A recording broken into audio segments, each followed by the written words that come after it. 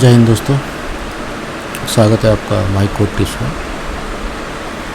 Okay, आज हम देखेंगे कि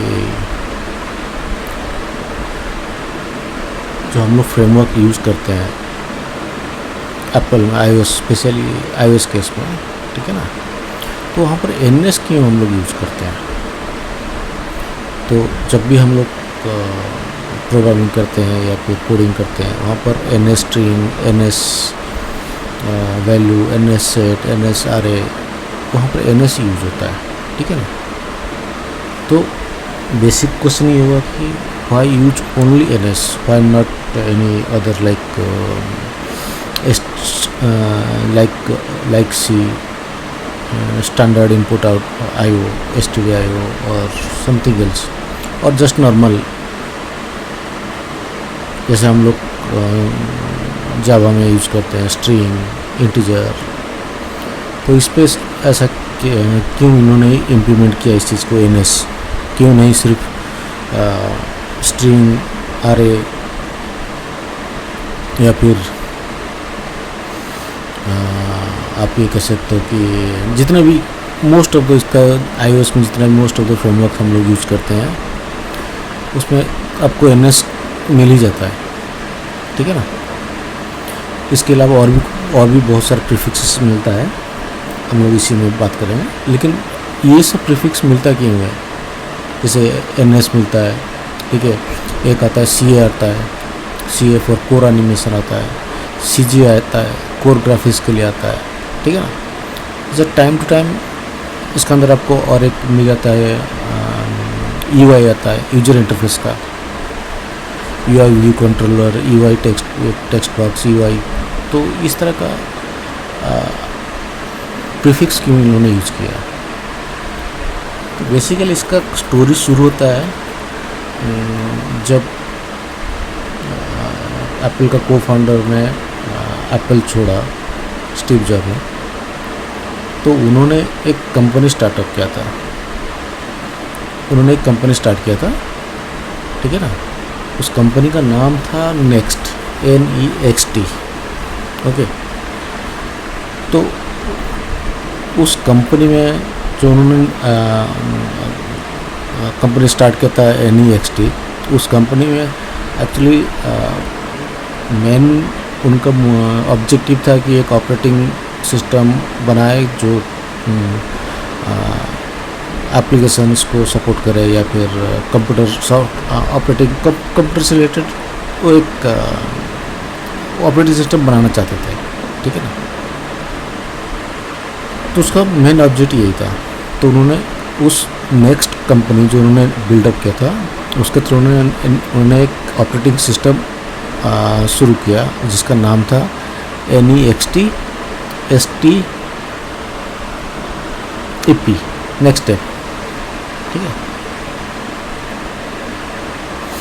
देखो NEXT STEP, next step.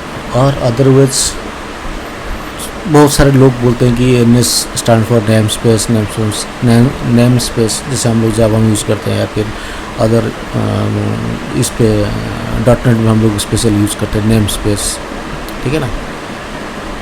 Objective सी में ऐसा कुछ कॉन्सेप्ट नहीं था। ऑब्जेक्टिव सी में सिर्फ एक उन्होंने इस ऑपरेटिंग सिस्टम बनाया ही इसलिए, इस पर्पज़ से, क्योंकि एक स्ट्रॉन्ग ऑपरेटिंग सिस्टम, ऐसा एक स्ट्रॉन्ग ऑपरेटिंग सिस्टम बनाए जो एप्लीकेशन डेवलपमेंट में हेल्प करे, ठीक है। चैट मैसेंजर हो या फिर छोटे मोटे एप्लीकेशन है, या उसको एनहांस करके ये और भी मतलब अपग्रेड करते एक स्ट्रॉन्ग ऑपरेटिंग सिस्टम बनाना चाहते हैं जो डिवाइस सपोर्टिव हो, या फिर एप्पल का जो डेस्कटॉप एप्लीकेशन हो, ठीक है, उसको सपोर्ट कर सके। तो next step was computer that Steve job form after he quit the Apple, right, ठीक है। Next step was its operating system. ये जो है ना नेक्स्ट स्टेप, ये देख रहे हो,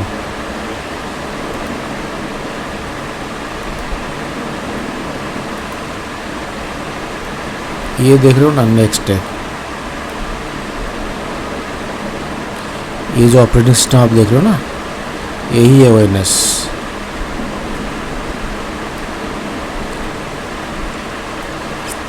okay, next step was its operating system Unix based with the objective C language. Objective C language use करके उन्होंने एक ऑपरेटिंग सिस्टम डेवलप किया। लेटर क्या हुआ, जब नेक्स्ट सही मतलब वर्केबल कंडीशन में आ गया, next step was letter rename open step.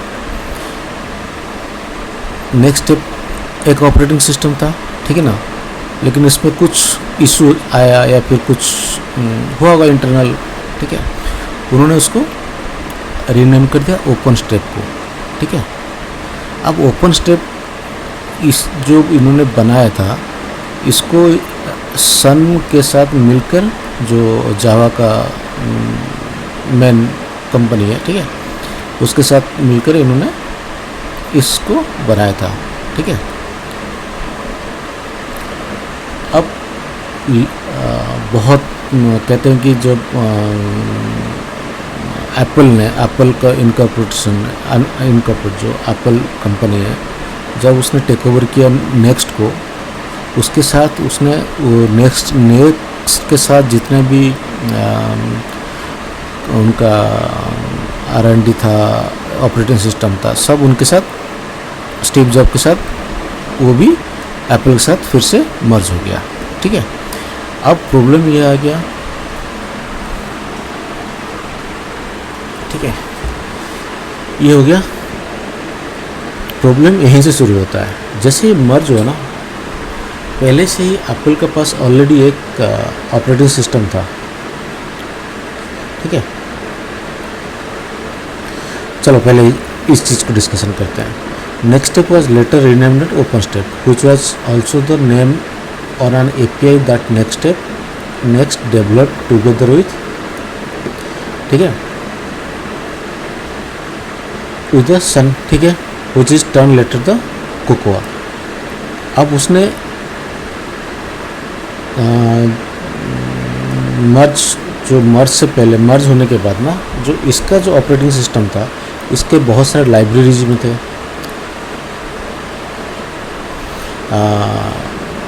Next step के अंदर, ठीक है।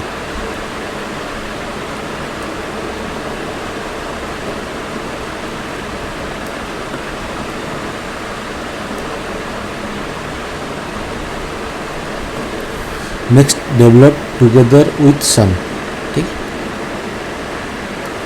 विच in turn later in Cocoa. ये टर्म को याद रखिए, कोकोआ। अभी हम लोग बता रहे हैं कि ये कहाँ पर जगह मर्ज हुआ, ठीक है।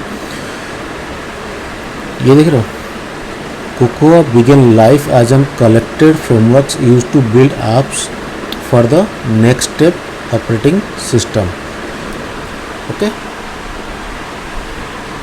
सॉरी, हाँ, राइट, एक्चुअली हाँ, ये रहा नेक्स्ट स्टेप जो ऑर्गेनाइजेशन है, सॉरी नेक्स्ट जो नेक्स्ट स्टेप को उन्होंने रीनेम कर दिया ओपन स्टेप। जो इसके साथ सन के साथ मिलके उन्होंने कुछ एक API डेवलप किया, कुछ लेटर ऑन कोकोआ। अब कोकोआ को उन्होंने यूज करके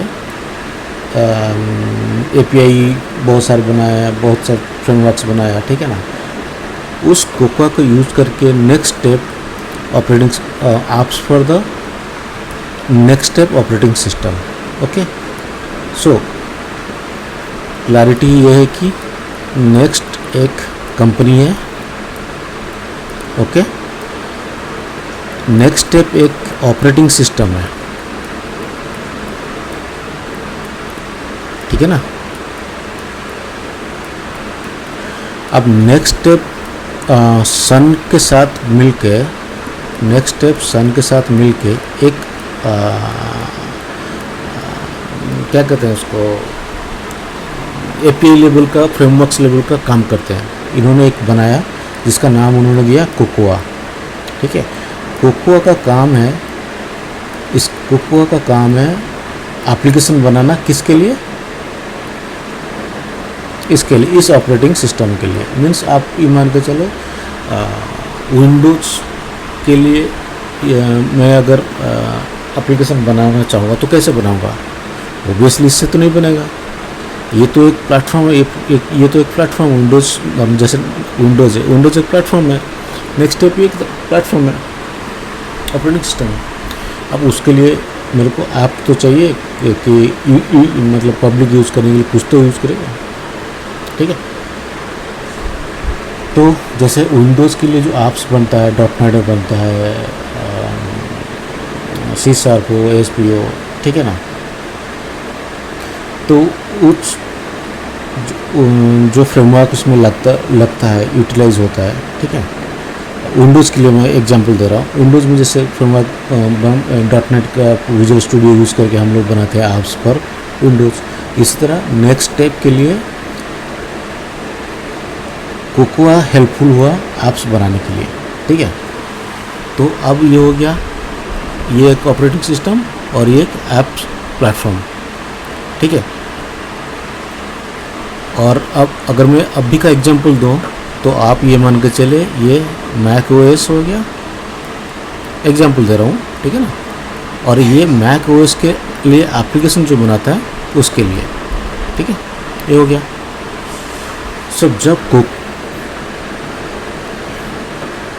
ये देखो ये हो गया next operating system when Apple purchase next back in 1996, ठीक है ना। जब मैं इस डेट से शायद इधर उधर हो सकता है, ठीक है ना। तो जब एप्पल ने परचेज किया नेक्स्ट को, तो उसके साथ नेक्स्ट स्टेप भी आ गया और कोकोआ भी आ गया। अब प्रॉब्लम यहीं से शुरू होता है। अब प्रॉब्लम ये शुरू होता है कि एप्पल के पास much of the next step was incorporated into the OS including the existing class names. इसके पास ऑलरेडी क्लास नेम्स आ गया कोकोआ से। कोकोआ टच जब इंट्रोड्यूस हुआ एप्पल के साथ मिलके, एप्पल और नेक्स्ट मिलके जो एक मोबाइल प्लेटफॉर्म के लिए एक OS बना है, ठीक है ना, iOS के लिए स्पेशली। तो उसके लिए जो नेम स्पेस या फिर लाइब्रेरी बनाया गया ना, बहुत सारे क्लासेस, बहुत सारे फंक्शंस ऑलरेडी एग्जिस्ट था कोकोआ में, ठीक है ना। लेकिन इन्होंने अलग से कोकोआ टच बनाया, जैसे नेक्स्ट ने बनाया था सन फार्मा के साथ मिलके कोकोआ बनाया था, ठीक है। नेक्स्ट ने यहाँ पर नेक्स्ट स्टेप ने यहाँ पर मिलके बनाया था ना, नेक्स्ट स्टेप ने, हाँ, नेक्स्ट स्टेप मिलके सन के साथ मिलके कोकोआ बनाया था। उसी तरह यहाँ पर एप्पल ने जब एक्वायर किया नेक्स्ट को, तो इन दोनों ने मिलके एक मोबाइल प्लेटफॉर्म के लिए एक ऑपरेटिंग सिस्टम बनाया जिसका नाम कोकोआ टच था, ओके। अब इशू ये हुआ कि कोकोआ फ्रेमवर्क में और कोकोआ टच में फ्रेमवर्क में बहुत सारी सिमिलरिटी, बहुत सारे क्लासेस सिमिलर, मतलब ऑलमोस्ट सेम है, ठीक है। जितना भी आप ये स्ट्रिंग क्लास हो गया, कलेक्शन क्लासेस हो गया, ग्राफिक्स क्लासेस हो गया, एनिमेशन क्लासेस हो गया, यूजर इंटरफेस रिलेटेड क्लासेस हो गया, फिर इमेज से रिलेटेड बहुत सारे क्लासेस हो गया। तो क्लास होने लगे, मतलब ओबियसली क्लास तो होगा, क्योंकि दोनों अलग अलग प्लेटफॉर्म के लिए आप एप्लीकेशन बना रहे हो, API बना रहे हो, मतलब API मीन्स फ्रेमवर्क्स बना रहे हो, और दोनों फ्रेमवर्क में सेम है। अब दोनों को तो एक साथ मर्ज नहीं करेंगे, लेकिन दोनों एक ही प्लेटफॉर्म चलेगा, एक ही ID में चलेगा, Xcode है, और दोनों Xcode ही, जैसे मैं करंट एग्जांपल दूँ, Xcode में हम लोग कोकोआ के लिए एप्लीकेशन बनाते हैं, कोकोआ टच के लिए बनाते हैं, ठीक है ना। अब डिस्टिंग्विश कैसे करेंगे हम लोग, ये कोकोआ के लिए यूज़ हुआ, ये कोकोआ टच के लिए।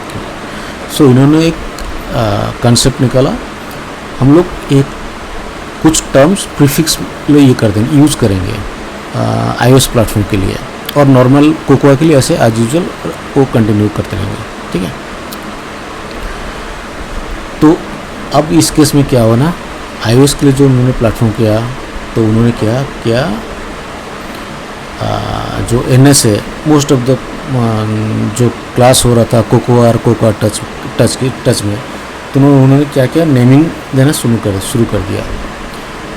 तो जो एप्लीकेशन है इसके और इसके में जो बनेगा ना, तो क्लास नहीं होगा। आप उसमें भी वही NS वाला यूज़ करो या ना करो, और इस पर भी वही NS वाला यूज़ करो या ना करो, लेकिन आप इजीली डिस्टिंग्विश कर सकते हो कि हाँ ये अगर इसमें मैं NS यूज़ कर रहा हूँ कि हाँ ये इस API का, अगर मैं इसमें भी अगर NS यूज़ कर रहा हूँ तो मेरे को आइडिया रहता है कि ये किस पर्पज़ के लिए हो रहा है और ये किस पर्पज़ के लिए यूज़ हो रहा है। ठीक है ना। तो नॉर्मली मैं कोकोआ के लिए एप्लीकेशन अभी तक ये नहीं किया हूँ। ठीक है ना, मतलब मीन्स इम्प्लीमेंट नहीं किया हूँ। ठीक है, जैसे हम लोग बनाएंगे तो मैं उसको आपको दिखा दूंगा कि NS कहाँ पर यूज़ होता है और कहाँ पर यूज़ नहीं होता है। तो आते हैं कोर पॉइंट में कि जो इन दोनों में जो सेम क्लास था तो उसको डिस्टिंग्विश कैसे करें। तो इन्होंने क्या किया, NS इंट्रोड्यूस किया। ठीक है, बहुत सारे फ्रेमवर्क में जहाँ पर क्लासेस हो रहा था, जहाँ पर कॉन्फ्लिक्ट हो रहा था। ठीक है, अब NS ये हो गया, बहुत सारे फंक्शंस हो गया, क्लासेस हो गया, सॉरी स्ट्रिंग्स हो गया, लाइब्रेरीज हो गया। ये तो हो गया एक प्रॉब्लम का सॉल्यूशन। अब दूसरा प्रॉब्लम हो गया जो इसके लिए UI बन रहा है, इसके लिए भी से तो सेम UI आप बना रहे हो, स्टोरी बोर्ड है या फिर XI भी है। ठीक है, तो उसको कैसे करोगे, जो उसका कलेक्शन क्लास कैसे करोगे। तो उसके लिए उन्होंने सोचा कि हम लोग उसको यूजर इंटरफेस के नाम से ऐड कर देंगे। UI view controller, UI table view, इस तरह से आएगा आपका। ठीक है ना। और एनिमेशन इफेक्ट के लिए उन्होंने दे दिया CA मीन्स कोर एनिमेशन। ठीक है ना। आपको देखिए वो आप जब भी देखोगे, जब भी एनिमेशन का यूज़ करोगे ना, डिले या फिर इफेक्ट हो गया, तो उस केस में आपको कोर एनिमेशन का प्रीफिक्स नजर आएगा। और एक आता है आपको CG means core graphics. Core graphics में जो आप इमेज प्रोसेसिंग हो गया, वीडियो प्रोसेसिंग हो गया, उस केस में आपको CG नजर आएगा। तो इस तरह से इन्होंने डिस्टिंग्विश करके इन्होंने सेपरेट कर दिया कि ये मीन्स दोनों ही आप फ्रेमवर्क यूज़ कर सकते हो। कुछ रेस्ट्रिक्शन के ये चलते, या फिर जैसे हम लोग UI किट में जितना भी यूज़ कर, iOS में नॉर्मली हम लोग जो यूज़ करते हैं ना, तो उसके लिए हम लोग यूज़ करते हैं UI किट। ठीक है, ठीक है। लेकिन कोकोआ के लिए हम लोग इसको यूज़ करते हैं क्या, ऐप किट। ठीक है, APPKIT। ठीक है, अब देखो ये जो किट है ना, तो इसका जो काम है इसका भी वही काम है। ठीक है ना, बस फ़र्क है यहाँ पर प्रीफिक्स ऐप है और यहाँ पर प्रीफिक्स UI है। तो इसका मतलब है इसका अंदर जितना भी आपको लाइब्रेरीज मिलेगा, क्लासेस मिलेगा, वो यूजर इंटरफेस आपको मोबाइल के लिए, लेकिन इसके अंदर जितना भी क्लासेस मिलेगा, जितना लाइब्रेरी मिलेगा, उसका यूजर इंटरफेस सब मैक सिस्टम के लिए, मतलब लैपटॉप के लिए एप्लीकेबल होगा। तो ये फ़र्क है। ठीक है, तो इसीलिए उन्होंने बेसिकली इंट्रोड्यूस किया था। तो objective C is the super set of C, वो तो आपको पता है। बट ऐसा इसके अंदर ऐसा कुछ कंसेप्ट नहीं था कि जैसे C में हम लोग कंसेप्ट था कि stdio या फिर नेम स्पेस का कंसेप्ट है उसको यूज़ करें, लेकिन ऑब्जेक्टिव C में ऐसा कुछ कंसेप्ट उन्होंने इंट्रोड्यूस नहीं किया। ठीक है ना। तो इसलिए उन्होंने बस एक बेटर वे चूज़ किया कि हम लोग दोनों जो कोकोआ और कोकोआ फ्रेमवर्क को हम लोग एक ही प्लेटफॉर्म तो ले आएंगे, लेकिन ताकि मिक्स ना हो जाए दोनों का लाइब्रेरीज या दोनों का फ्रेमवर्क्स, तो उसको डिस्टिंग्विश करने के लिए तो उन्होंने प्रीफिक्स लगा दिया है कि हाँ ये ऐप के लिए, ये मोबाइल एप्लीकेशन के लिए, मोबाइल डिवाइस के लिए, और ये लैपटॉप और डेस्कटॉप के लिए। तो इन्होंने बेस्ट एक सॉल्यूशन निकाल के छोड़ दिया।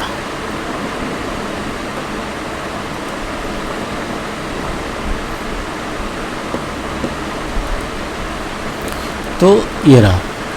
अगर मैं एग्जाम्पल मैं देखता हूँ,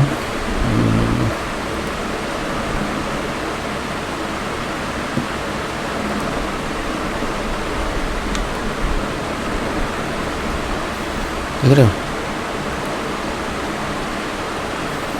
यहाँ पर मैंने iOS के लिए एप्लीकेशन बनाया है ना।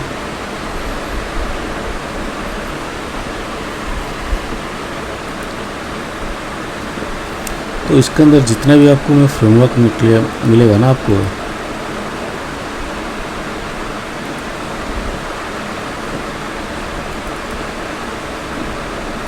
ये देखो,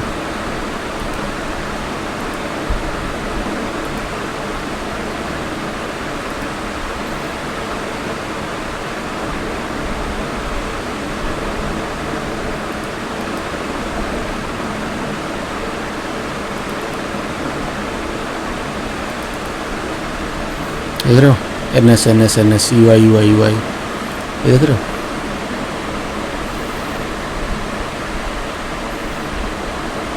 UI मीन्स ये सब यूजर इंटरफेस से रिलेटेड होगा।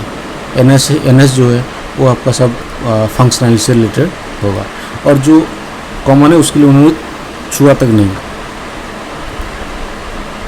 इसको चेंज करने का कोई मतलब नहीं है। या तो ये जो लाइब्रेरी है ये सिर्फ इसी के लिए बना है, ठीक है, या फिर उसके लिए जो एप्लीकेशन या डेस्कटॉप के लिए जो फ्रेमवर्क हम लोग यूज़ करते हैं कोकोआ, तो उसके लिए कुछ अलग ही नाम होगा। तो इन्होंने उसको छुआ तक नहीं। जहाँ पर क्लासेस है, क्लासेस मीन्स जहाँ पर कॉन्फ्लिक्ट है वहाँ पर इन्होंने मेजर चेंजेस किया है। अगर मैं ये देखूँ कि कोर ग्राफिक्स तेरा, देखो CG, सब CG कोर ग्राफिक्स, तो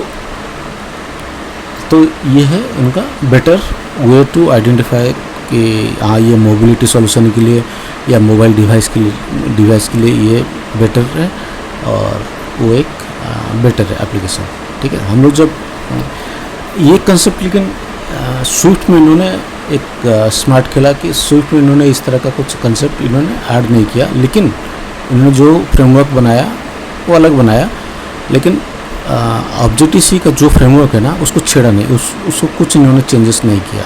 आज यूजुअल आप ऑब्जेक्टिव सी का फ्रेमवर्क को यूज़ कर सकते हो और स्विफ्ट का फ्रेमवर्क को आप यूज़ कर सकते हो, ठीक है ना।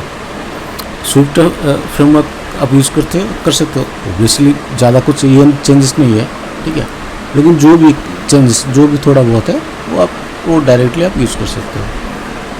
और ऑब्जेक्टिव सी में तो आप ब्रिजिंग के थ्रू आप इम्प्लीमेंट कर ही सकते हो, ठीक है ना।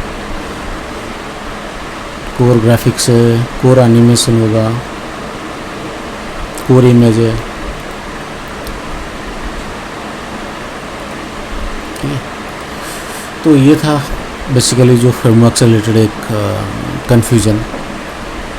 होप मैंने आपका थोड़ा बहुत डाउट क्लियर कर दिया कि इन्होंने क्यों ऐसा यूज किया NS का प्रीफिक्स को, ओके।